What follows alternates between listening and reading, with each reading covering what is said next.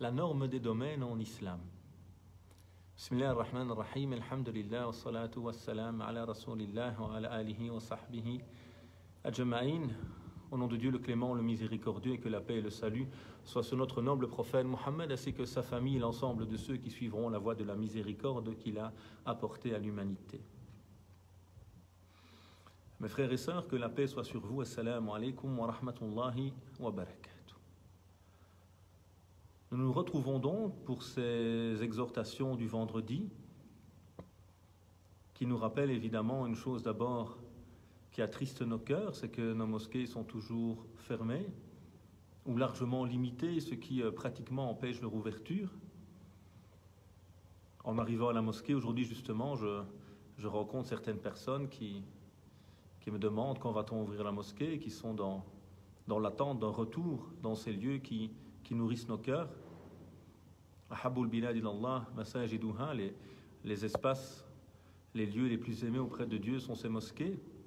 Donc on demande à Allah subhanahu wa ta'ala qu'il éloigne de nous cette pandémie, nous permette de revenir le plus rapidement possible dans ces lieux de culte.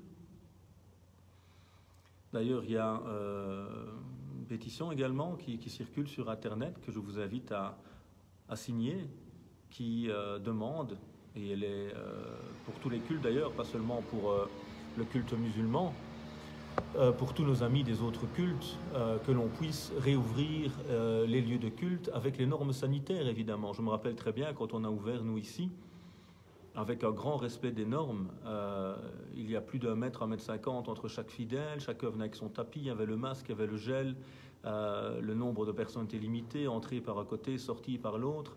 Et quand je vois parfois les supermarchés et le nombre de personnes qui s'y trouvent, loin souvent de respecter les mêmes normes que dans un lieu de culte, on se rend compte qu'il y a besoin sans doute aussi de prendre en compte pas uniquement l'aspect financier, pécunier, mais également l'aspect du bien-être humain, notamment à travers les cultes qui malheureusement sont sans doute souvent en dernier dans la liste des priorités de certains. Alors ce n'est pas le sujet du jour, mais voilà, c'est quelque chose que je voulais partager avec vous parce que ça me fend le cœur quand je vois ces personnes qui se dirigent vers la mosquée, qui attendent impatiemment de voir ce lieu se réouvrir afin d'y nourrir leur cœur, leur fraternité, et donc puisse Dieu nous permettre de les retrouver le plus rapidement possible. La thématique que je vous propose modestement ce vendredi de méditer ensemble, c'est la norme dans les domaines. Qu'est-ce que j'entends par là ? Parmi les éléments qui nuisent beaucoup à la pratique spirituelle de beaucoup de musulmans aujourd'hui, c'est le fait que nous avons un islam qui n'est pas souvent réfléchi. On est beaucoup dans le mimétisme. Sur Internet, c'est beaucoup l'islam de la norme, du détail. Et plutôt d'expliquer, plutôt de dire c'est haram ou c'est halal, mais rarement de nous dire pourquoi, le sens et la finalité, avec une confusion des genres qui est souvent problématique. On confond le domaine de la foi avec le domaine de l'adoration, le domaine de l'adoration avec le domaine des coutumes ou des habitudes. Et donc il y a souvent une méconnaissance, fruit d'un islam qui n'a pas été enseigné à travers un enseignement structuré, issu de la tradition et du savoir musulman. Tradition ne veut pas dire être passéiste, mais tradition veut dire fondée sur quelque chose de structuré, fruit d'un enseignement de génération en génération, de maître en maître, mais également évidemment, car c'est dans la tradition elle-même, capable de renouveau, de tajdid, etc. Et donc, il est intéressant et important pour moi de pouvoir justement distinguer les genres, ce qu'on appelle ilm al-furuq, qui a plus été utilisé dans le fiqh, mais qui devrait être utilisé dans tous les domaines, c'est-à-dire la science de la distinction entre les genres, entre les normes. Ceci nous permettra de bien mieux vivre notre foi et de ne pas confondre finalement un domaine comme la foi, qui est un domaine de la croyance, avec un domaine comme celui du culte, qui est la pratique cultuelle entre moi et Dieu, et le domaine des mu'amalat, des relations sociales ou des habitudes et des coutumes qui sont elles plutôt de la pratique, mais entre les humains. Et donc ce sont des domaines différents qu'il faut comprendre chacun à la lumière des règles qui régissent finalement ces différents domaines. Alors le premier domaine et le premier champ, c'est le plus important évidemment, c'est le champ de la foi. La foi qui est, comme le rappelle le Coran, le domaine de A'lam al-Ghaib, le monde invisible. Et ce monde invisible, comme le nom l'indique bien, n'est pas perceptible à l'humain. Il n'est donc pas le domaine de l'expérience, de l'accès par la raison, si ce n'est au sens premier et profond peut-être de la chose, mais pas dans les détails. On peut comprendre par la raison, par l'intuition, la présence de Dieu, effectivement, mais connaître les détails, les qualités divines, ce que Dieu veut pour nous, comment l'adorer, qu'est-ce qui nous attend après la vie, tout cela est du domaine de l'invisible, A'lam al-Ghaib. Et donc c'est un domaine qui est clos par rapport à la raison humaine. Clos pas dans le sens que la raison humaine n'a pas à réfléchir, évidemment elle doit toujours réfléchir et méditer. Afala yatadabbaruna al-Qur'an, est-ce qu'ils ne méditent pas sur le Coran, qui contient notamment A'lam al-Ghaib, le monde invisible, et essentiellement d'ailleurs. Mais la raison ne peut d'elle-même établir des principes, elle va les comprendre et chercher à les vivre. Et donc la norme dans le monde invisible, c'est justement la croyance, l'iman wa tasdiq, le fait de croire et d'accorder crédit à ce qui nous est révélé, mais je ne peux avec ma raison développer ou initier un nouveau principe de la foi. Je ne peux pas dire par exemple avec ma raison qu'il y a un nouveau type de créature qui serait telle ou telle créature invisible. Je ne peux pas donner aux anges des qualités qui ne sont pas les leurs, telles que la révélation l'a décrite. Je ne peux pas donner au djinn un pouvoir qui n'a pas été qualifié par les textes, même si c'est souvent ce qui est répété et répété dans certaines traditions, voire dans certaines interprétations de savants, marquées par la culture en général.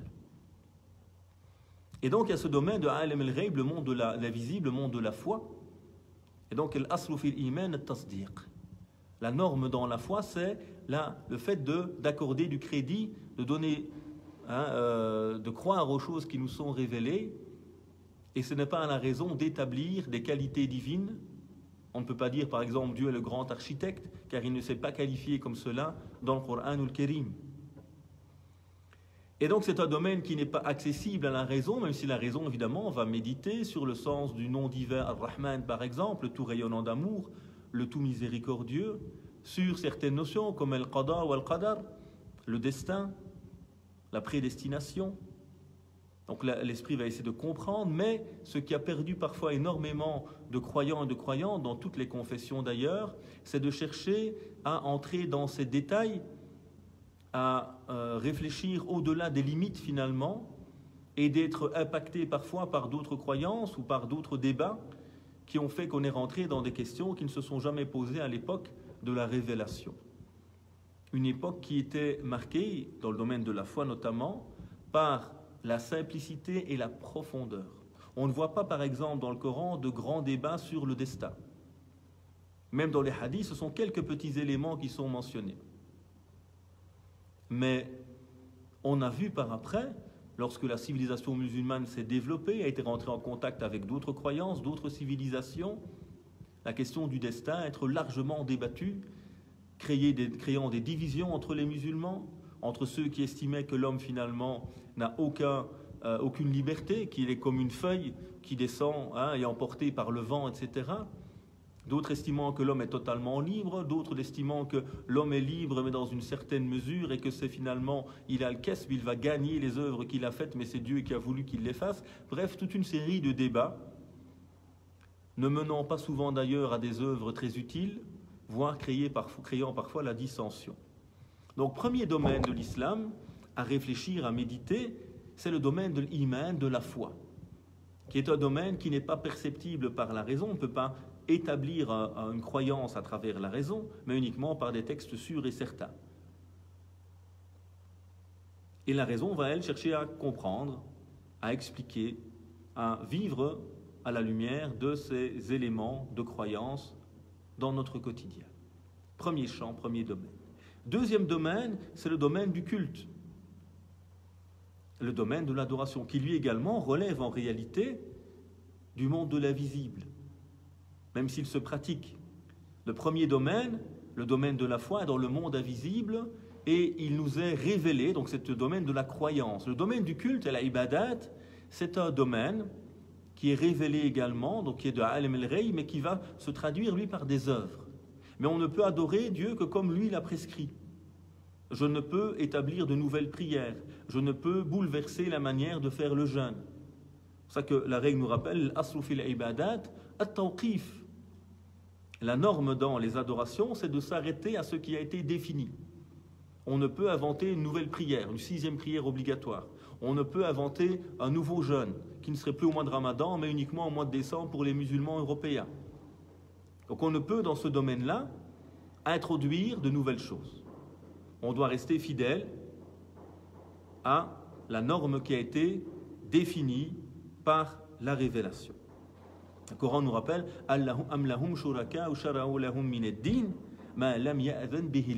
est-ce qu'ils ont donc des associés qui ont établi pour eux dans la religion ce que Dieu n'a pas permis?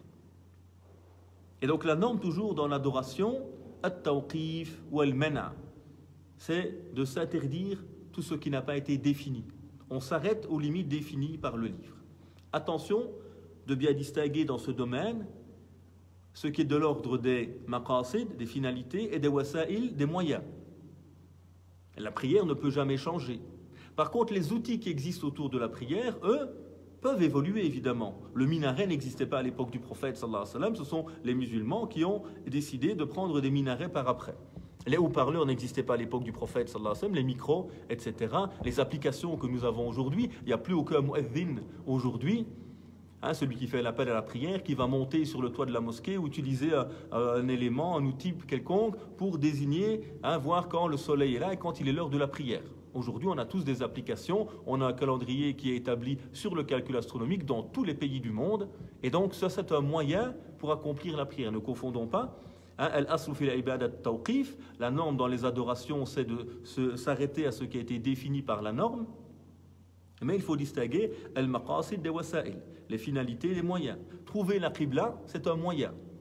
La qibla est l'objectif, mais comment la trouver avec une application aujourd'hui ou une boussole, etc., ceci, ce sont des moyens. Et donc dans le culte, évidemment, les moyens sont pris en compte et sont évolutifs. Donc ne pas confondre les deux non plus. Ça, c'est le deuxième domaine. Donc c'est un domaine également lié à Alim el-Ghayb, le monde invisible, dans lequel on doit s'arrêter aux limites définies par la révélation, mais dans lequel les moyens sont renouvelables. Aujourd'hui, on peut payer la zakat avec un virement bancaire, ce qui n'existait pas auparavant. Troisième domaine, c'est un domaine très large et très vaste, qui lui fait partie de Alam al-Shahada, le domaine visible. Ce sont les mu'amalat, ce sont les relations sociales. Nous avons donc le domaine de la foi. La norme dans la foi, c'est de se limiter à ce qui est révélé, c'est Alam el-Ghayb, le monde invisible. On ne peut le comprendre par nous-mêmes, on cherche à réfléchir, à méditer, mais on ne peut établir une croyance par nous-mêmes. C'est la révélation qui établit les croyances. C'est le domaine de l'invisible lié au cœur, à la croyance, tasdiq. Et puis nous avons le domaine du culte, qui lui aussi est dans Alam el-Ghayb, le monde invisible. Et donc c'est Dieu qui m'a expliqué comment adorer Dieu. C'est pour ça qu'on a dit aslu fil ibadat at-tawqif. La norme dans les actes d'adoration, c'est de se limiter à ce qui a été établi par la législation, en distinguant évidemment moyens et finalités, comme on l'a dit. Troisième domaine, c'est un domaine très très vaste, c'est les mu'amalat, wal adat, wat tasarrufat. Ce sont les relations sociales et humaines, ce sont les coutumes, ce sont les comportements humains. Et là, nous sommes dans Alam al-Shahada, le monde perceptible. Et ce monde perceptible, la norme dedans justement, c'est qu'il est accessible à la raison humaine. Je ne peux pas inventer une prière. Je peux chercher à la comprendre, à la vivre pleinement. Ça, c'est mon ijtihad, mon effort. Mais je ne peux pas définir et innover une prière. Je dois la prier telle qu'elle a été définie. Par contre, dans le domaine de la médecine, dans le domaine des habitudes coutumières, dans le domaine de l'ingénierie, dans tous les domaines profanes comme on les appelle, même si en islam cette catégorisation n'est peut-être pas aussi pertinente que dans la culture occidentale, il y a un domaine où c'est at-tajriba, l'expérience humaine, la connaissance, où la raison va fonctionner. Je n'ai pas besoin de l'islam pour devenir médecin, je n'ai pas besoin de l'islam pour devenir ingénieur. Et donc l'islam n'est pas venu nous apporter, nous développer des outils pour apprendre à nous soigner, si ce n'est spirituellement. Le Coran est une guérison pour ce qu'il y a dans les poitrines, pour les cœurs. Mais le prophète sallallahu alayhi wa sallam avait un médecin. Et il nous dit, l'écoute da'in dawa, toute maladie a un remède. Donc il faut chercher ce remède. Et ça, c'est le domaine de tajriba, l'expérience humaine, de la découverte, de la recherche, du savoir humain. Et donc dans les mu'amalat, dans la adat, dans tasarrufat, al-aslu fiha al-ibaha. La norme dans ces domaines-là, c'est que tout est permis à l'être humain, sauf ce qui a été clairement interdit par le texte. C'est tout le contraire du domaine du culte. Dans le culte, je ne peux pas initier une nouvelle prière, un nouveau jeûne, car là je rentre dans ce qu'on appelle le bid'a, l'innovation dans la religion. Donc là je ne peux faire que ce qui est clairement établi par le texte, si ce n'est dans les moyens comme on l'a dit. Par contre, dans le mu'amalat, ou l'adat, ou tasarrufat, dans le domaine des relations humaines, al-aslu fiha al-ibaha. La norme dans ceci, c'est que tout est permis, comme le rappellent les savants. Et le Coran nous rappelle d'ailleurs à ce niveau-là. C'est lui qui a créé pour vous tout ce qu'il y a sur la terre. Et il a mis tout ce qu'il y a dans les cieux et sur la terre à votre disposition. Et Dieu n'a pas créé le monde pour nous l'interdire. Dieu n'a pas créé les choses pour nous empêcher d'en profiter. Dieu a mis tout au service de l'être humain, qui est le représentant de Dieu, mais qui est responsable également, et qui doit être un bon gérant de ces choses, mises à sa disposition, parce qu'il a été doté de la raison, d'une capacité à utiliser ces choses avec conscience. Et dans ce domaine-là, alam al-shahada, la religion vient donner des valeurs. Et dans certains domaines, vient détailler parfois ce qui est censé être immuable, comme la famille. Vous allez voir que dans le Coran Kérim, dans le Coran, et dans le modèle prophétique, vous allez avoir du détail de la notion de famille, qui est un homme et une femme dans un cadre particulier, qui est le mariage, etc., avec un ensemble de droits, de devoirs, de grandes finalités à atteindre, l'importance de la fidélité entre les deux, l'importance de la miséricorde, el-mawadda wa rahma, comme le rappelle le Coran, dans le couple. Donc des valeurs qui vont habiter ce couple, de l'éducation des enfants, du respect des parents, l'héritage, etc. Donc il y a toute une série d'éléments qui sont détaillés. Pourquoi ? Parce que le principe, la notion de famille est immuable. Alors bien sûr que dans nos manières de vivre dans un couple en 2021, on n'est pas comme il y a 100 ans, bien sûr. Mais les principes fondamentaux de cette famille sont immuables. Et donc ont été détaillés par le Coran al-Kérim. Mais la norme dans ce domaine, c'est que tout est permis. Toutes les choses sont permises à l'être humain. Et donc, parfois on me pose des questions. On me dit, tiens, est-ce qu'il est permis de faire cela ? Récemment, une dame me pose la question, est-ce qu'il est permis de vivre seule en tant que femme ? Et elle me dit, je n'ai trouvé aucun texte qui le permet. Et je lui rappelle, dans ma modeste réponse, que finalement, le point de départ, finalement, le postulat de départ est erroné. Parce que nous ne sommes pas dans du culte, où il faut chercher un texte pour savoir que l'on peut prier comme ça ou que l'on peut jeûner comme cela. Nous sommes dans le mu'amalat, dans les relations humaines, dans la adat, les habitudes. Et la norme dedans, c'est la permission.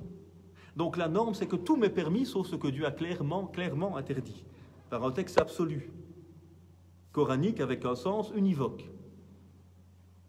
Et donc ça, c'est également quelque chose de très important, de ne pas confondre le domaine des habitudes, des relations humaines, des relations sociales, avec le domaine du culte. Je donne un exemple d'avis, selon moi, erroné. On nous pose parfois la question sur l'anniversaire. Est-ce qu'on peut, en tant que musulman, fêter un anniversaire ? Et on va voir certains avis présents sur Internet, issus de certains milieux et de certains courants, qui vont nous dire, cela est interdit, c'est une bid'a, le prophète ne l'a jamais fait, alayhi salatu wassalam, les musulmans ne l'ont jamais fait, etc., etc. C'est introduire une fête dans l'islam, alors qu'en islam, il n'y a que 2 fêtes. Et nous voyons ici que le postulat de départ de nouveau est totalement erroné, parce qu'on n'est pas dans du culte. L'anniversaire n'est pas un acte cultuel, il est un acte culturel, une habitude, une coutume.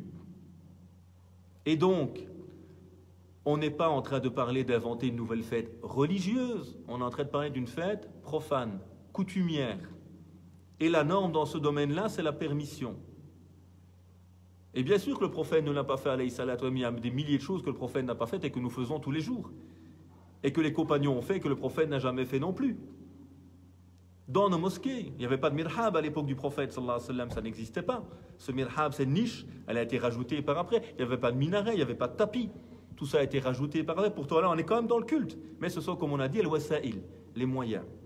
Et donc, le postulat de départ est déjà erroné parce que la personne qui s'exprime ici, le savant qui a eu cette réflexion, il a fait cette erreur, selon moi, de jugement. Et donc, il a posé cette question dans un domaine qui n'est pas le sien. Au lieu de le mettre dans le domaine des mu'amalat, des adat, des habitudes, des relations humaines, il l'a mis dans le domaine cultuel.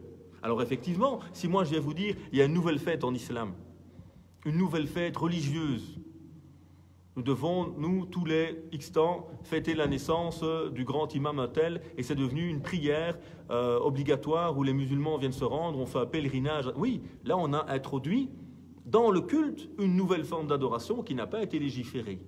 Mais quand je suis dans les habitudes coutumières, cela est tout à fait différent. La norme, c'est la permission.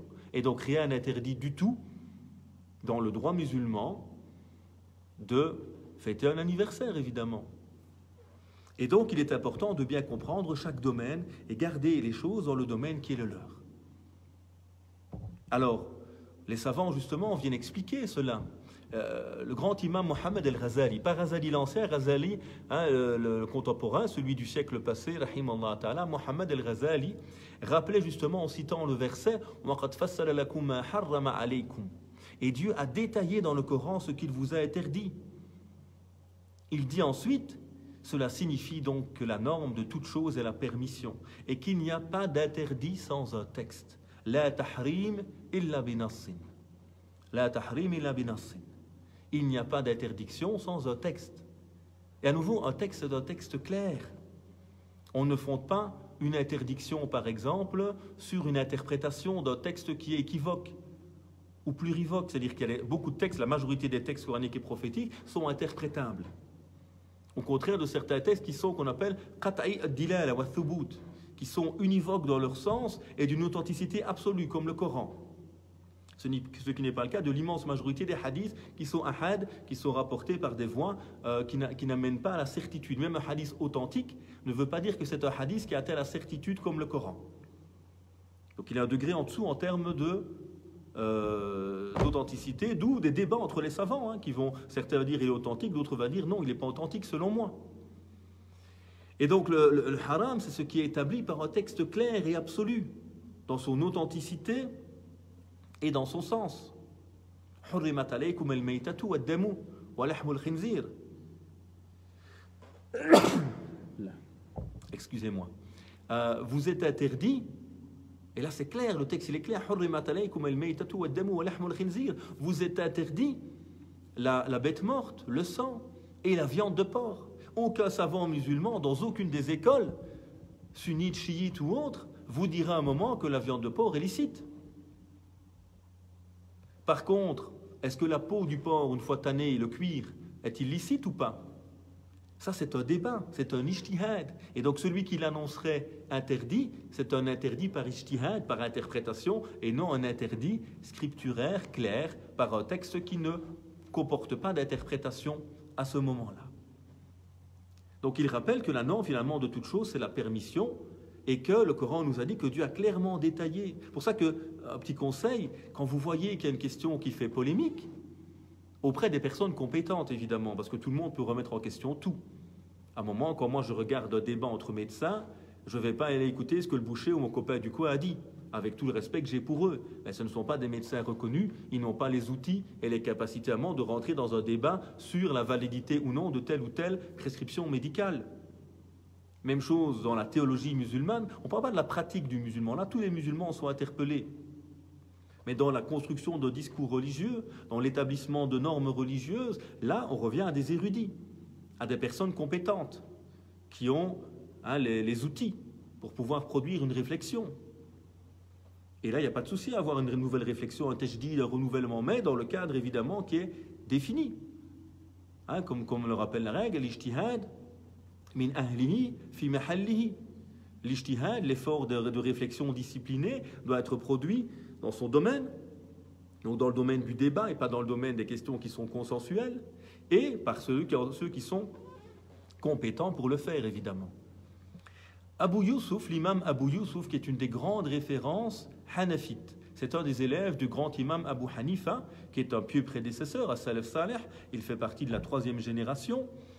Et donc, il y a quelqu'un de proche du moment de la révélation, qui est un des imams fondateurs des grandes écoles. Abu Yusuf, son élève fidèle, dit « J'ai constaté que les savants que j'ai connus, que j'ai rencontrés, détestaient dans leurs avis religieux, dans leurs fatawa, de dire ceci est halal ou ceci est haram, en dehors de ce qui était clairement mentionné par le Coran. » Et Ibn al-Qayyim, rahimahullah, dans I'lam al-Muwaqqi'in, un de ses ouvrages sur la fatwa, justement, rappelle que les grands imams fondateurs des écoles n'osaient pas dire haram quand quelque chose n'était pas clairement mentionné dans les textes. Et ça, c'était évidemment toute la qualité, l'objectivité intellectuelle qu'avaient ces grands érudits. Aujourd'hui, malheureusement, on a des musulmans lambda, on a des prédicateurs formés sur le tas, ou d'autres qui sont formés, mais parfois fanatiques, c'est-à-dire qui pensent que leur avis est la vérité absolue, qui confondent une interprétation humaine avec la législation. On peut dire il est haram en islam de manger de la viande de porc. Pourquoi? C'est consensuel, toutes les écoles sont d'accord là-dessus. Par contre, de la gélatine issue notamment de certains éléments du porc, c'est une question de débat et de divergence, par exemple, contemporaine. Donc quand on dit c'est haram d'en consommer, selon certains, évidemment, il faut dire, d'après telle autorité religieuse, ceci est haram. Ça, c'est l'objectivité intellectuelle. Et donc c'est une interprétation. Ceci n'est pas un interdit consensuel, mais un interdit interprétatif, fruit de l'ijtihad d'un érudit. Alors parmi également ces domaines ou ces principes de base, c'est que al-aslu fi ahkam al-sharia jalb al-masali' wa daf' al-mafasid. La norme également dans tous les principes de l'islam, dans toutes les règles de l'islam pratiques, dans la sharia, dans l'application de la voie divine, c'est de concrétiser l'intérêt des êtres humains et de repousser la nuisance. Une norme religieuse est établie pour concrétiser l'intérêt des hommes, le bien-être des hommes. On nous demande de faire des choses pour le bien-être de l'être humain. Et on nous interdit de faire des choses où on les réprouve pour protéger l'être humain de ce qui pourrait lui nuire. Donc toutes les normes en islam ont un sens. On me pose la question récemment de nouveau pour une dame qui veut voyager seule. Et alors on mentionne souvent un hadith qui est authentique, d'après les Bukhari notamment, etc. La tusafir al-mar'a illa ma'a dhi mahram. Une femme ne peut pas voyager sans avoir avec elle un homme de sa famille qu'elle ne peut épouser. Un mahram. Et donc certains littéralistes, en se basant sur ce seul hadith, vont interdire à la femme, aujourd'hui, en 2021, je ne parle pas d'il y a 500 ans, ou d'il y a 1000 ans ou d'autres, je parle d'aujourd'hui, de voyager seule. Au nom d'une lecture première du texte ou primaire du texte. Quand on revient et on se rappelle que l'islam vient pour concrétiser l'intérêt des êtres humains et que cette interprétation qu'on vient de citer fait fi d'abord du Coran. Bon, mais il n'y a rien dans le Coran qui parle de cette question. N'en soyez pas si sûrs. L'erreur de beaucoup, c'est de chercher le détail dans le Coran.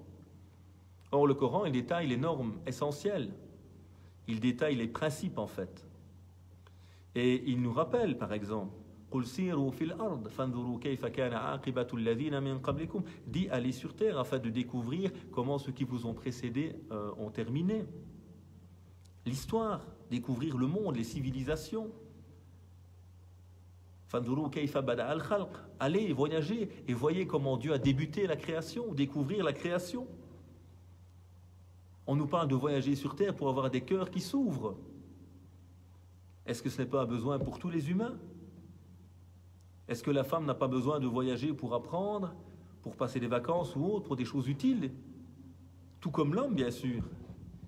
Et donc on voit que le Coran, lui, a plutôt orienté, invité l'homme ou la femme à voyager.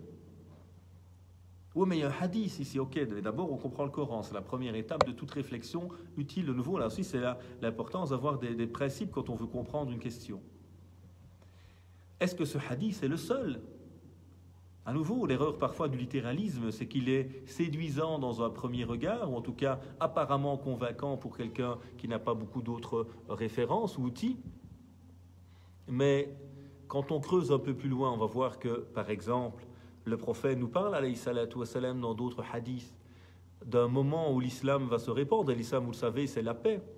Et donc, quand l'islam se répand et la paix avec lui, les gens vont pouvoir voyager sans crainte. Et d'ailleurs, le prophète va dire, et la femme pourra voyager seule, sans craindre personne si ce n'est Dieu. Et donc, il parle un moment de l'autorisation de voyager quand il n'y a pas de crainte. D'ailleurs, les épouses du prophète, alayhi salatu wassalam, après sa mort, vont faire le pèlerinage avec un groupe, mais pas avec un mahram, avec quelqu'un de leur propre famille. Ce qui va faire dire déjà depuis très longtemps à certains savants, notamment chez les Chafi'ites et d'autres, que l'interdiction, c'est lorsqu'il y a danger pour la femme, et que lorsque la femme est dans un groupe où il n'y a pas de danger, elle peut voyager seule, évidemment. Alors imaginons aussi à l'époque où les lieux sont désertiques, où il y a des dizaines de kilomètres, voire des centaines entre une ville et l'autre, où il y a des razzias, où on kidnappe les femmes, où la femme évidemment est plus vulnérable parfois par rapport à l'homme, physiquement, elle peut être violée, elle peut être vendue comme esclave, etc. Et donc il y avait ce danger de voyager seule.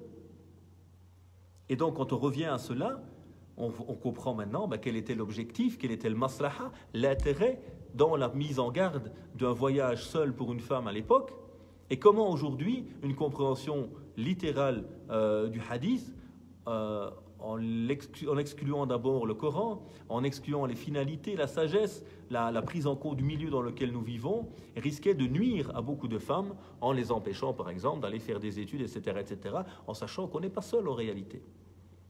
Quand je pars en avion aujourd'hui, qu'est-ce qu'il y a de plus sécurisé qu'un avion ?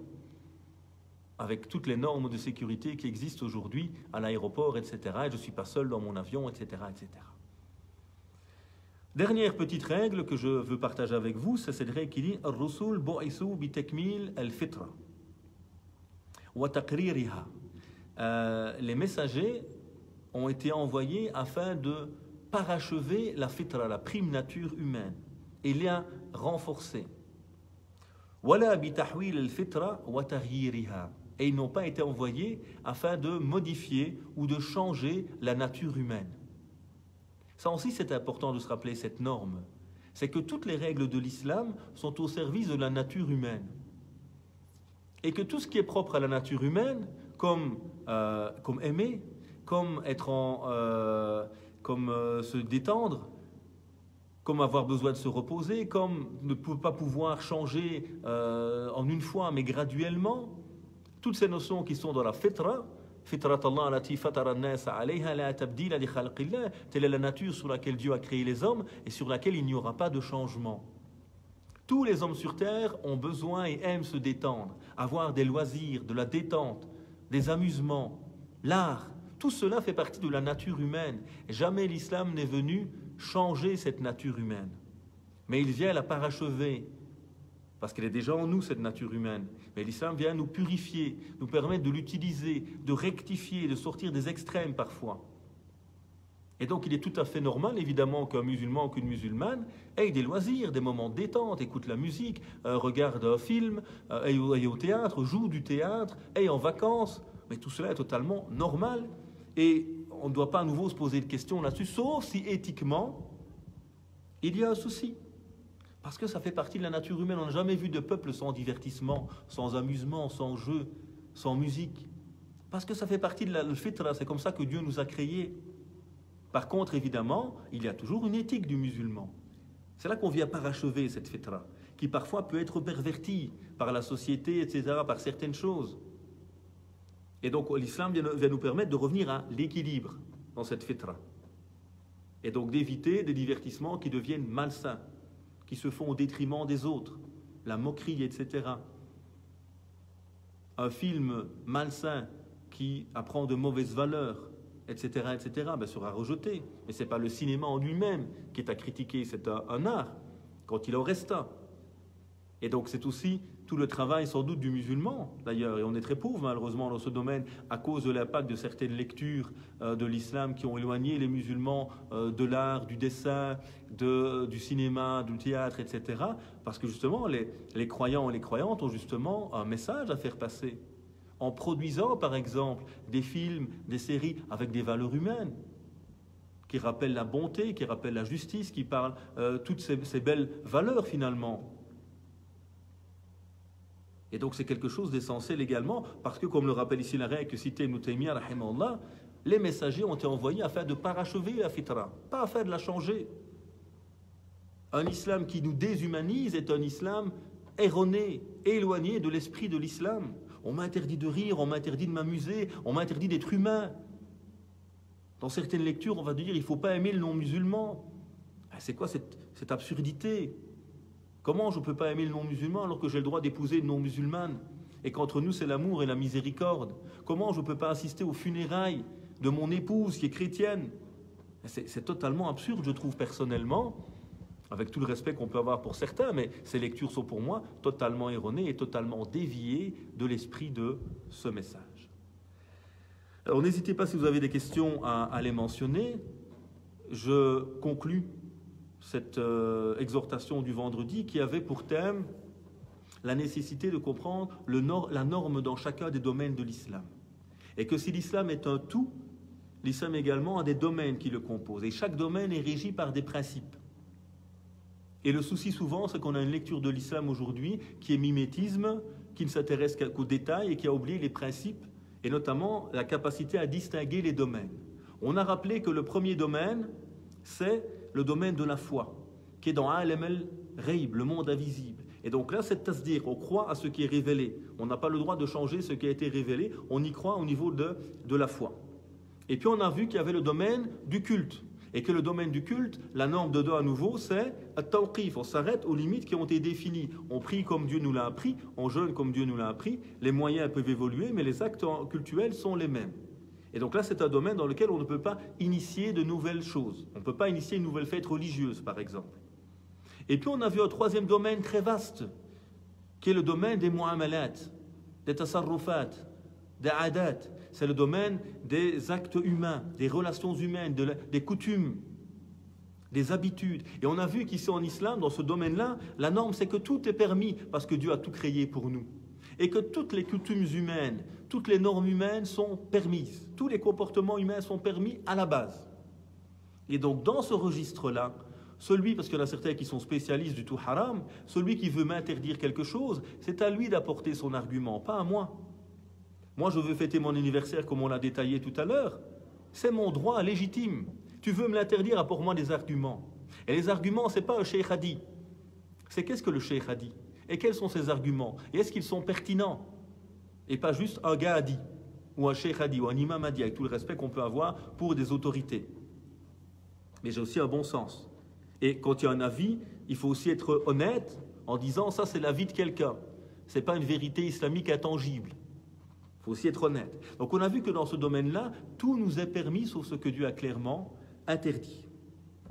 Et puis donc on a rappelé que l'interdit a été clairement défini dans des textes clairs et absolus, et que dès qu'on voit qu'il y a du débat finalement sur une interdiction, c'est la preuve qu'il n'y a pas de texte consensuel et explicite. Sinon, il n'y aurait pas de débat. Aucun des musulmans ne va débattre sur la permission ou l'interdiction du vin.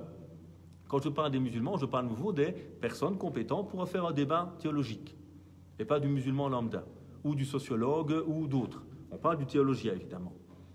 La viande de porc, même chose. Personne ne va débattre sur cette question-là. Et puis on a rappelé également comment certains, chez les anciens, justement, les premiers savants de l'islam, ceux qui étaient les plus proches du prophète, sallallahu alayhi wa sallam, et de sa méthodologie, avaient peur d'utiliser le mot haram. Parce que haram, c'est Dieu qui a interdit une chose. Et donc, ils préféraient dire « je n'aime pas » ou « selon moi, il ne faut pas ». Et donc malheureusement, on a aujourd'hui des gens qui dégainent le haram plus vite que leur ombre malheureusement. Et puis on a vu encore deux règles. La première, c'est que toutes les normes en islam sont là au service de l'être humain. Et pour éviter les nuisances.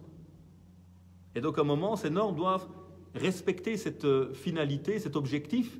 Sinon, il faut parfois réfléchir.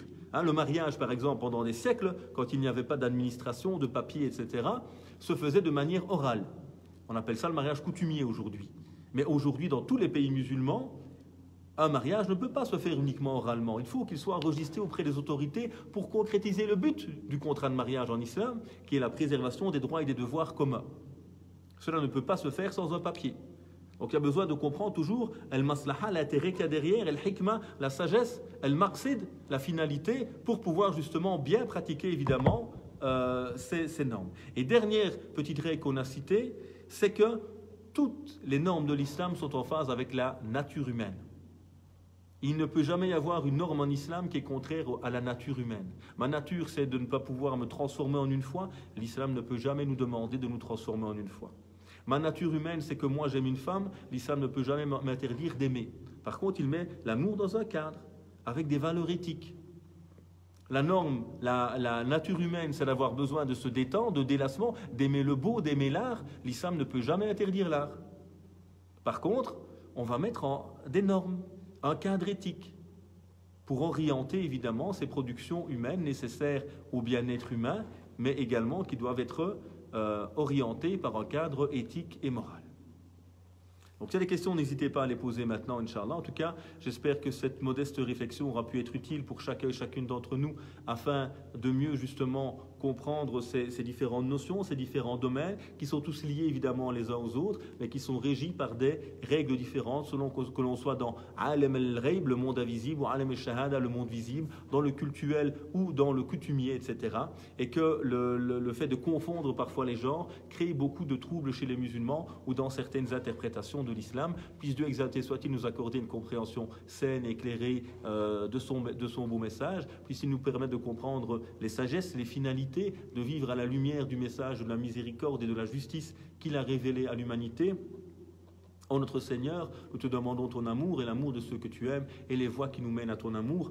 Oh notre Seigneur, tu es le meilleur des purificateurs, alors purifie nos âmes. Oh mon Dieu, donne-nous belle part ici-bas et belle part dans l'au-delà et préserve-nous du châtiment. Oh mon Dieu, nous avons été injustes envers nous-mêmes, alors pardonne-nous. Pardonne nos erreurs, car tu es le meilleur des pardonneurs. Oh mon Dieu, éloigne de nous cette pandémie, préserve-nous de tout mal, guide notre communauté, guide l'humanité, préserve notre jeunesse, permets-nous d'être de bons éducateurs, éducatrices, de bons parents, guide l'humanité, et louange à toi, Seigneur de l'univers. Subhana rabbika rabbil izzati amma yasifun wa salamun ala al-mursalin walhamdulillahi rabbil alamin. Donc on rentre dans les questions s'il y en a, Inch'Allah ta'ala.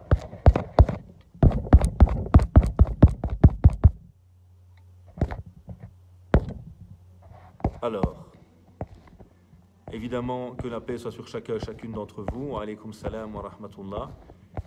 Toujours très heureux de pouvoir modestement partager avec vous. Si je veux faire un parrainage, est-ce que je peux le faire à l'intention de mes enfants, adolescents, vu qu'ils n'ont pas encore de salaire? Est-ce que cela leur compte comme une bonne action? Vous voulez parrainer un orphelin, c'est ça, si je comprends bien? Alors le faire dans l'objectif que cela soit pour mes enfants. Oui, je veux dire, l'attention, à un moment, elle peut être partagée et on peut faire une bonne action pour quelqu'un. On a les hadiths qui nous parlent de lorsqu'une personne décède. Il y a 3 œuvres qui vont perdurer, notamment les invocations d'un enfant pieux pour celui-ci. Quand le prophète a été interrogé, alayhi salatu wassalam, par une femme dont la mère n'avait pas fait le pèlerinage, et il a dit s'il avait une dette à faire, ne l'aurais-tu pas accomplie? Elle dit si, alors la dette de Dieu est plus à même d'être accomplie. Donc on peut faire le pèlerinage, par exemple, pour quelqu'un qui ne l'a pas fait. Après avoir fait mon obligation à moi, je peux faire un autre pèlerinage dans l'intention que la récompense arrive à telle ou telle personne. C'est une forme d'association dans le bien, finalement. Oui, on peut le faire avec nos enfants, évidemment. Et à nouveau, ne soyons pas toujours dans la règle comptable des hasanat. Le plus important pour nos enfants, c'est de faire naître en eux l'amour du bien. Et c'est ça que vous allez donner à vos enfants. Si vous parrainez un orphelin, par exemple, faites participer à vos enfants, parlez-en avec eux, si on peut avoir une correspondance, lisez le courrier avec eux, etc. Montrez les photos et justement vous allez permettre à vos enfants de grandir avec l'amour du bien. Et ça c'est la clé pour que finalement toute leur vie, ils soient dans la voie du bien et puissent grâce à cela se rapprocher de Dieu. Que Dieu vous bénisse vos enfants et vos belles attentions.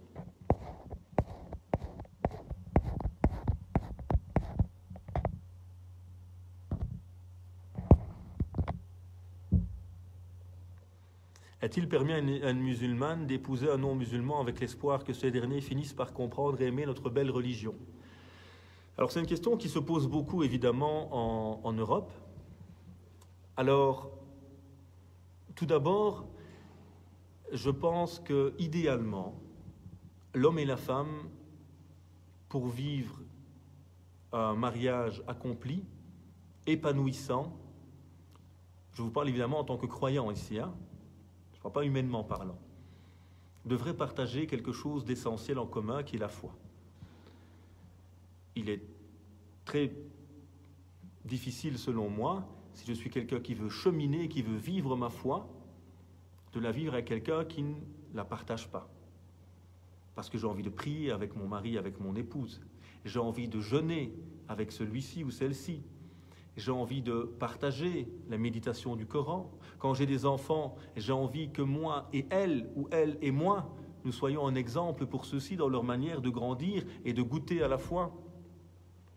Donc je pense, spirituellement parlant, qu'il est très compliqué finalement de pouvoir vivre pleinement sa foi avec quelqu'un qui ne l'avait pas, même si cette personne est exceptionnelle et me respecte dans mon choix. Je vais toujours cheminer seul finalement, et pas à deux. Et je pense que c'est quelque chose qui doit être clairement très dommageable pour notre cheminement. Alors, la question de, en espérant que celui-ci finisse par comprendre et aimer notre religion, je pense que ça peut jouer au poker. Alors ça peut arriver, évidemment, bien sûr, et je connais des cas où c'est arrivé, dans un sens comme dans l'autre. Évidemment, maintenant, on ne sait jamais de quoi demain sera fait. Et le mariage est déjà tellement incertain aujourd'hui, dans nos réalités. Déjà, 2 personnes musulmanes ont tellement difficile parfois à réussir leur mariage. Parce que culturellement, on est différent, humainement, on est différent. Donc il y a déjà des éléments qui vont faire qu'un couple musulman, déjà, parfois, rien que nos perceptions de l'islam, des fois, qui sont totalement différentes, vont faire qu'il est déjà difficile de vivre l'un avec l'autre. Donc moi, avant même de parler toujours de permission ou d'interdiction, je pense qu'il faudrait avoir une vraie réflexion spirituelle sur cette notion de partage à deux de quelque chose qui est central pour nous et d'une réflexion aussi sur demain, notamment sur les enfants. Alors au niveau purement juridique, il y a consensus dans les écoles reconnues et suivies par les musulmans dans le monde entier sur l'interdiction du mariage de la musulmane avec un non-musulman. Alors il y a des réflexions parfois contemporaines qui existent, c'est des théologiens indépendants et qui sont sans doute intéressantes également à réfléchir, à lire à la lumière de notre réalité contemporaine, où il y a un profond bouleversement des choses évidemment.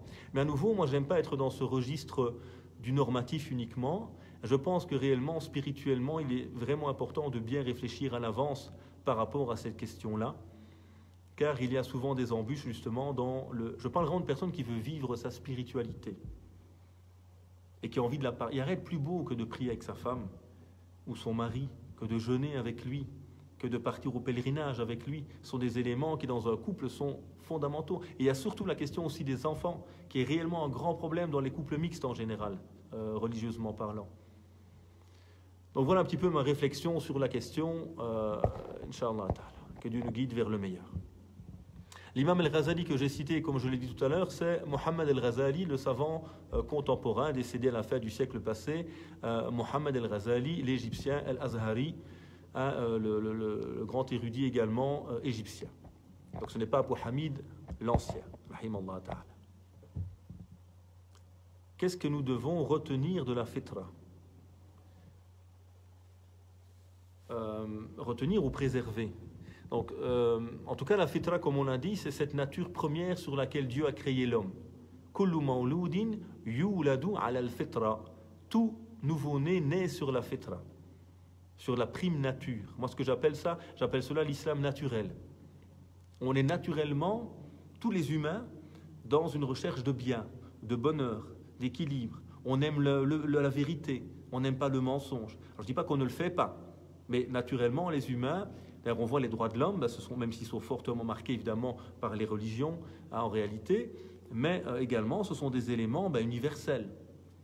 Et l'islam avec la miséricorde, la justice, le respect, etc., la liberté, ce sont des principes universels évidemment.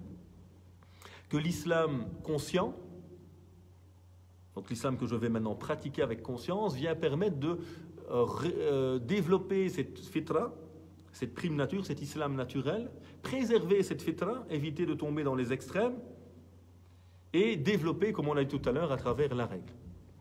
Et la fitra, donc, c'est la nature sur laquelle Dieu a créé les hommes. Une nature qui est faite d'un corps et d'une âme, qui a besoin d'un équilibre entre tous ces éléments-là, qui a besoin d'amour, qui a besoin de se développer, qui a besoin de s'épanouir, qui a besoin de nourriture, de boissons, d'oxygène, qui a besoin d'une famille, qui a besoin de toute une série d'éléments, de se divertir, qui doit évoluer graduellement. Tout cela fait partie de la fitra, de la prime nature sur laquelle Dieu nous a créés.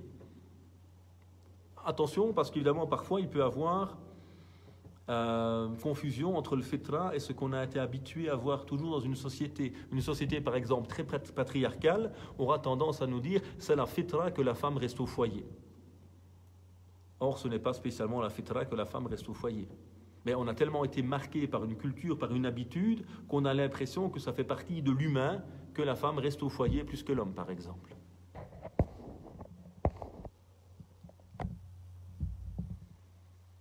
Alors pourquoi le porc ne peut pas être consommé par les musulmans? Alors très franchement, c'est une colle. Parce que, d'abord, je ne suis pas scientifique, donc je n'aime pas, quand il n'y a pas de vérité absolue au niveau scientifique, je n'aime pas m'aventurer sur ce domaine, parce que ce sont des interprétations qui ne sont pas fondées sur des lois scientifiques absolues, mais sur des interprétations ou des théories. Donc certains vont parler du porc qui serait une viande plus grasse que les autres, etc. Du porc qui est un omnivore comme l'être humain, du porc dont on peut utiliser certaines parties d'ailleurs aujourd'hui pour sauver l'être humain, etc. Mais il faut nous rappeler aussi une chose, c'est que autant l'islam est un message intelligible qui appelle la raison humaine, autant il est aussi le fait de faire confiance à Dieu. C'est ça aussi l'islam dans son sens premier. C'est le fait de s'en remettre à Dieu. Quand j'ai un médecin qui me donne une prescription médicale, je ne sais pas ce qu'il y a dedans, mais je le fais, parce que j'ai confiance en lui. Quand Dieu me dit à un moment, ceci est mauvais pour toi, je m'en éloigne. Même si je n'ai pas toujours Et bien sûr, je cherche après la compréhension, la sagesse qu'il y a derrière. Mais voilà, à titre personnel, je n'ai pas encore trouvé d'explication scientifique claire qui, à un moment, me convainc. Et rappelons que le porc n'existait pas dans le milieu de l'Arabie de l'époque, qu'il est une prescription biblique qui a été reprise par le Coran. L'objectif également d'être dans la continuité des révélations précédentes et de créer du lien évidemment avec les communautés, parce que selon moi, dans le temps premier de la révélation, l'islam va essayer de rassembler tous les croyants avec le dernier prophète. Et puis à Médine, on va se rendre compte que ce n'est pas vraiment possible. Et donc on va finalement rester dans le respect mutuel, la diversité, la liberté de chacun, mais sans avoir pu réaliser cette communauté unique où tout le monde se rassemble en reconnaissant Moïse, en reconnaissant Jésus, en reconnaissant Mohammed. Wallahu a'lam.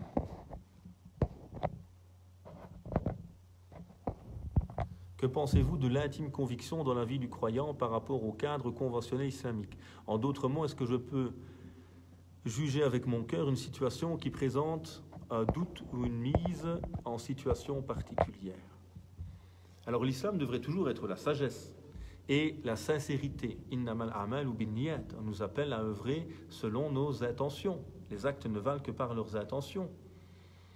Et le prophète nous appelait justement, consulte ton cœur, disait-il, istaftir qalbak. Le bien est ce qui l'apaise, le mal est ce qui le trouve, même si les gens te donnent des avis. Donc bien sûr qu'il faut toujours revenir à ces convictions profondes, à la sincérité, appliquer ce qui nous apaise et nous convainc. Alors certains me diront, oui mais c'est grave ce que tu dis, parce que tu es en train de dire aux gens qu'ils fassent confiance à eux-mêmes et ils ne sont pas capables de dissocier les choses. Je pense qu'on doit distinguer deux choses à ce niveau-là. Je ne suis pas du tout d'accord avec ce genre de discours qui pour moi infantilise les musulmans. L'essentiel, ça reste le cœur et la conviction de chacun. Après, il faut juste connaître ses limites. C'est-à-dire qu'à un moment, évidemment, moi je ne suis pas un théologien, je ne suis pas capable d'avoir un avis ou de comprendre tous les avis. Dans ce que je connais, dans ce que j'ai entendu, voilà deux avis. Je les écoute sincèrement. Je fais mon effort personnel. Comme dit Ibn Taymiyyah, toute personne qui imite les savants, finalement, a toujours une part d'ijtihad, finalement. L'islam n'est pas une religion pour des moutons. Et on a tous une forme d'ijtihad personnel. Plus mon niveau de connaissance augmente, plus mon ijtihad il est élevé. Mon effort d'interprétation, de compréhension. Donc, la personne qui n'a pas d'outils théologiques développés, il a au moins un cerveau, une capacité à réfléchir. C'est pour ça que j'essaie toujours de vous donner des principes, des clés. À travers ces clés, à un moment donné, je suis dans le culte ou dans les normes coutumières. Ce n'est pas le même registre, ce n'est pas les mêmes règles qui régissent cela. Et donc, j'ai deux avis qui me sont donnés. Un qui me convainc, qui m'apaise. Je parle de quelqu'un de sincère. Celui qui n'est pas sincère, de toute façon, il n'a pas besoin d'avis religieux. Il va chercher ce qu'il arrange. Et s'il faut, il va mentir pour qu'on lui dise ce qu'il veut entendre. Mais là, on n'est plus dans l'ordre même du religieux. On est dans l'ordre, malheureusement, de Nia, de l'intention qui n'y est plus. Et ce n'est pas l'avis juridique le problème à nouveau, c'est l'intention malsaine de quelqu'un. Donc à un moment, soyons honnêtes, soyons sincères, et il n'y a aucun mal à reconnaître qu'on a pu se tromper, ou tout simplement à évoluer, on est tous comme ça. Il y a des avis qu'à un moment, moi quand j'étais plus jeune, au début de mes études par exemple, il y a des avis que je disais, mais franchement qui ne m'ont jamais apaisé et convaincu. Mais à ce moment de mes études, de mon évolution intellectuelle, je n'avais appris que cela. Et même en étudiant, on m'avait appris que cela. Et ce n'est que plus tard, en ayant des outils pour pouvoir chercher par moi-même, en revenant vers des érudits, en allant vers d'autres sources de savoir, que j'ai découvert d'autres avis, qui parfois étaient un peu cachés ou méconnus, d'autorités tout aussi compétentes que les autres. Mais parfois on ne nous présentait que cette manière de voir. Donc à un moment, je peux être convaincu par une chose à 20 ans, et à 30 ans, je peux être convaincu. Et je ne suis pas malhonnête, comment dire, je ne suis pas sincère, je suis justement sincère. Et c'est ma sincérité qui fait qu'à un moment, une chose qui hier me semblait pertinente ne l'est peut-être plus, par mon expérience humaine, par un surplus de connaissances ou de culture, etc., par des rencontres humaines et intellectuelles qui m'ont fait grandir à ce niveau-là. Donc, faisons confiance à notre bon sens, à notre cœur, et cultivons-nous. Découvrons, lisons, soyons éclectiques dans notre savoir.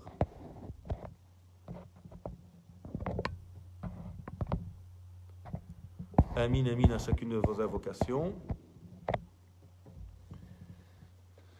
Que pensez-vous de la prière dans une langue qui n'est pas l'arabe? Réciter les sourates dans leur sens. Alors, à nouveau, on va pouvoir distinguer différents cas, peut-être. La norme, c'est que la prière est en arabe. Alors bien sûr que l'islam est universel, qu'il vient pour tous les humains, pour toutes les époques et pour toutes les situations. Et qu'une langue ne devrait jamais être le frein entre moi et Dieu. Mais le culte, comme on l'a dit, al-aslu fil ibadat tawqif, la norme dans les actes cultuels, c'est justement de se limiter aux limites définies par les textes. Et il existe un avis chez Abu Hanifa, mais qui n'a pas été suivi par les autres savants, même par beaucoup de Hanafites d'ailleurs, qui a permis temporairement la prière en perse, par exemple. Mais la prière en arabe a plusieurs bienfaits. Premier bienfait, c'est que moi, le musulman, quand je vais prier à Jakarta, à Dakar, à Bruxelles, à New York ou à Rabat, je vais faire la même prière. Je pourrai suivre l'imam partout. Je sais ce qu'il faut dire, etc. Si chacun priait dans sa langue, on va perdre l'universalité à un moment du message. Donc ça, c'est quelque chose d'important. Deuxièmement, le message est révélé en arabe. Et donc à un moment, ça nous oblige toujours aussi à avoir un contact avec la révélation première, ce qui a préservé aussi l'islam en tant que religion. Parce que les textes premiers existent toujours dans la langue originale de la révélation. Parce que l'arabe est resté une langue vivante, parce que justement, on a eu la religion qui a préservé, malgré tous les essais qui existent encore, d'ailleurs parfois à l'époque de la colonisation, encore aujourd'hui, de vouloir faire passer le dialecte comme langue officielle, etc., pour éloigner les gens indirectement aussi du religieux. Donc l'arabe reste central, je pense, à ce niveau-là. Après, on va distinguer ce cas-là. Et rappelez-vous que dans la prière, vous pouvez faire vos invocations en français, par exemple. Donc quand vous êtes incliné, prosterné, pardon, Subhan Rabbi al-A'la, vous pouvez parler à Dieu en français. Vous récitez le Coran dans la langue de sa révélation, telle que Dieu vous l'a envoyé. Et quand vous êtes prosterné, vous pouvez dire « Oh mon Dieu, guide-moi et mes enfants, ceux que j'aime, etc., etc. » Donc là, on peut, en français, s'exprimer à ce moment-là. En sachant que les paroles de la prière se répétant, vous pouvez les assimiler en comprenant leur sens, évidemment. Quelqu'un qui vient de débuter la prière, il s'est converti il y a 2-3 jours. Il peut, dans un premier temps, prier uniquement avec les gestes et apprendre les premiers mots qu'il peut dire. Alors, à l'époque du prophète, sallallahu alayhi wa sallam, dans certains hadiths, on avait permis aux débutants de dire juste Évidemment, c'est déjà de l'arabe, mais pour lui, c'est plus facile. Subhanallah, alhamdulillah, Allahu Akbar. Quelques doigts. Donc, on pourrait très bien, dans un premier temps, juste dire Allahu Akbar, facile à apprendre, et puis juste un petit mot, hein, Subhanallah, alhamdulillah, et le répéter tout le temps. Et de fil en aiguille, apprendre les petites phrases qu'il faut dire jusqu'à apprendre les différentes paroles de la prière. Alors, ce qui peut être intéressant également pour nous dans notre cheminement, c'est se rappeler qu'il y a deux niveaux, justement. Il y a le niveau des obligations, dont mes 5 prières, mais il y a le niveau également de tout ce qui est les actes surérogatoires. Et leur avantage, comme dans le hadith Qudusi, mon serviteur s'approche de moi par les actes obligatoires. Ensuite, il ne cesse de s'approcher de moi par les actes surérogatoires jusqu'à ce que je l'aime. Le domaine des obligations, c'est la base, c'est les fondements qui établissent la relation entre moi et Dieu et également une égalité entre tous les croyants. Et puis j'ai le domaine du surérogatoire, des choses qui sont permises, où là je suis libre. Alors faites du zikr en français par exemple. Faites de la méditation coranique en français. Lisez le Coran en français, méditez-le. Pas pour en sortir des normes, ça c'est le rôle des spécialistes, mais pour méditer sur le Coran et sur ses sens. Parlez à Dieu en français. Dieu comprend toutes les langues, évidemment. Dieu ne comprend pas que l'arabe. Et donc là, on peut très bien combiner justement tous ces éléments-là et avoir des moments où on goûte réellement à une discussion avec Dieu et des moments où on est dans une pratique exigeante qui permet le dépassement de soi, la connexion avec la révélation telle qu'elle le fut à travers l'arabe, mais également m'exprimer à travers mes invocations en français durant ma prosternation. Voilà quelques réflexions peut-être qui pourraient être utiles dans ce domaine-là. Wallahu a'lam. Merci à chacun et chacune d'entre vous en tout cas, mais aussi je vous aime et je vous remercie pour ces beaux messages qui réjouissent le cœur. Que Dieu agrée nos œuvres également à chacun et chacune.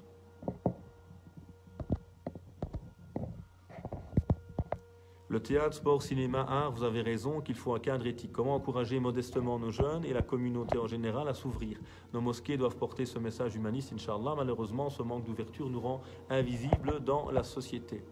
Oui, effectivement, il y a besoin d'un gros travail. Et je pense que c'est aux jeunes, justement, d'initier peut-être cela. Voir certaines structures, de pouvoir initier ce genre de choses. J'étais à la grande mosquée de Cologne, une magnifique mosquée construite par la communauté turque. Il y a des cours de musique dans la mosquée. Pas dans la salle de prière, mais dans les classes attenantes. Et donc la musique traditionnelle ottomane. Et dans la musique, ils incluent également la manière de réciter, la manière de faire l'adhan, le maqamat, etc. Alors on voit souvent quand on va en Turquie, le muazzin, il touche les cœurs.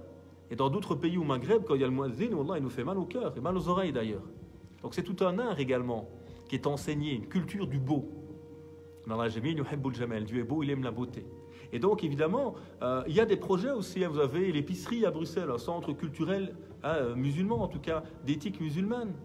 Et par le théâtre, par le cinéma, on peut faire passer tellement de belles choses. Donc effectivement, il faut aujourd'hui s'ouvrir et puis aussi arrêter de demander tout aux mosquées. Les mosquées ne savent pas tout faire. Et celles qui essayent, elles font ce qu'elles peuvent. Mais rien ne nous empêche, nous, de créer une association sur le côté. Il y avait à Liège également quelqu'un qui faisait du théâtre, etc. Donc il y a des initiatives qui existent à droite à gauche, qu'on peut encourager et qui permettent justement de faire passer énormément de beaux messages. Même chose pour le chant. Et ainsi de suite. Donc il y a besoin, mais nous avons été malheureusement pollués intellectuellement et culturellement par les discours littéralistes et rigoristes venus de certains pays du Golfe qui ont clairement et qui sont malheureusement opposés totalement à la beauté, à l'art, à tout ce qui donne aussi du goût, malheureusement. Donc, on a combattu Tasawwuf, le soufisme et la spiritualité, on a combattu les arts, le dessin, etc., alors que tous ces éléments sont nécessaires, effectivement, et donc c'est à nous de nous prendre en main, de nous prendre en charge, d'encourager ces initiatives, de changer les perceptions et les conceptions des gens aussi, pour permettre un moment à cette communauté d'être comme elle a été pendant des siècles, une communauté qui participe au développement civilisationnel de nos pays en Europe.